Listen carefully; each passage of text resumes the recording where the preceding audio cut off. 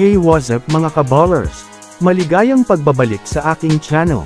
Halina't pag-usapan natin, ang balitang Warriors pinalitan na si Andrew Wiggins at ang balitang Zach LaVine sa Lakers, pumayag na. Tara na't pag-usapan natin yan dito sa Basketball Hotshots.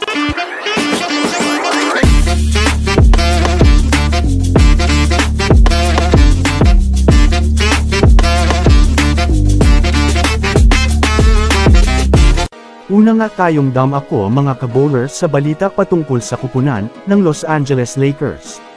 Sa ngayon nga po mga kabowlers ay official na nga po nagpahayag si Zach LaVine, na interesado nga daw siya na mapunta sa kupunan ng Los Angeles Lakers.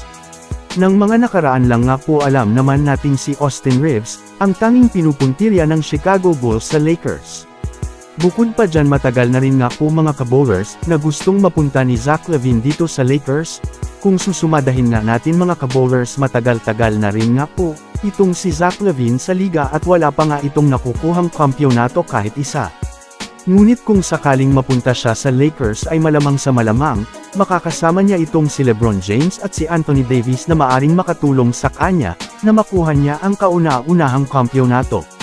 Pumayag na rin nga po itong si Zach LaVine, at ang front office ng Chicago Bulls kaya magdedepende na lang ito, sa magiging desisyon ng Los Angeles Lakers kung papayag ba silang bituin si Austin Reeves kapalit ni Zach LaVine.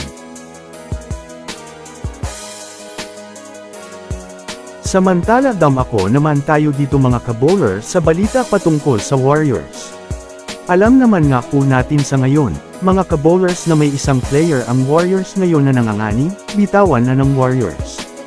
Naibalita ko na rin nga po sa inyo mga kabowlers na mataas pa ang trade value nito, na maaari pa silang makakuha ng mas magaling pang superstar, na makakatulong sa kanila.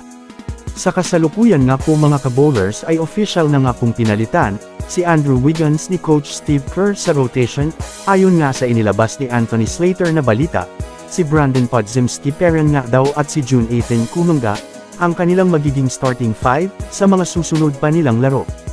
Ibig sabihin mananatili parang itong si Andrew Wiggins sa bench, at magsisilbing kapalitan na lang Jonathan Kuminga.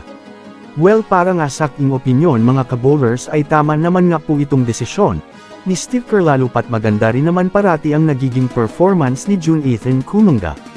Bukod pa dyan mga kabowlers kailangan na rin nga talaga ni Wiggins mag-step up sa kupunan upang makabalik muli sila sa pagiging championship contender. So that's it for today's video mga kabowlers. Yan lang ang ating pag-uusapan sa ngayon. Pindutin na ang subscribe, and hit nyo na rin ang notification bell, para sa mga susunod na updates sa mundo ng basketball. Again, this is Basketball Hotshots. Thanks for watching.